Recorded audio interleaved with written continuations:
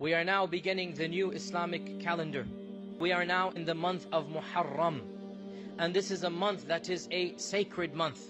In fact, our Prophet ﷺ said that the best month to fast after that of Ramadan is Shahrullahil Muharram, the month of Allah al-Muharram. So notice, our Prophet ﷺ called Muharram the month of Allah, and no other month has been called Shahrullah other than Muharram. He literally called it Shahrullahil Muharram, the month of Allah Muharram. And therefore, this is of the highest honors that has been given to this month, and no other month in the Islamic calendar has been given this honor. This month, the Muharram, is one of the 4 sacred months. And in fact, many of the Sahaba said, it is the most sacred of the 4 months. Obviously, Ramadan is the most sacred month of the year, but Ramadan is not of the 4 sacred haram months. And Muharram, many of the scholars said, is the most sacred of all of the sacred months.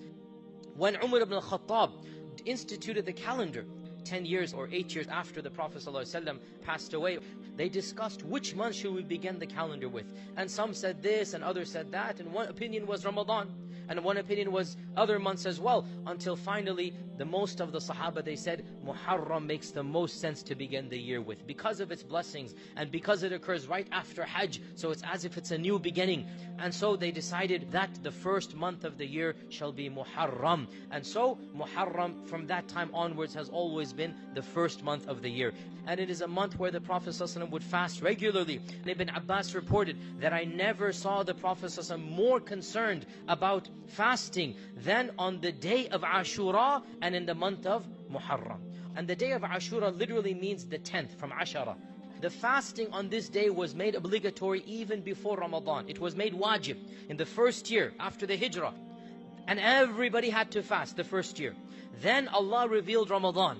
So Ramadan became wajib, and the next year Muharram became recommended and not obligatory. So the first year of Islam, it was obligatory on all Muslims to fast on the 10th of Muharram. And then in the second year, it went down from being obligatory to being recommended and strongly encouraged. And our Prophet ﷺ said that it serves as a forgiveness for the sins of the previous year. On this day of 10th of Muharram, our Prophet ﷺ told us that Musa alayhi salam was saved, Moses was saved from Pharaoh, that Nuh alayhi salam, his ship landed on Mount Judi, that on these days many incidents happened in the past that served as a day of celebration and rejoicing.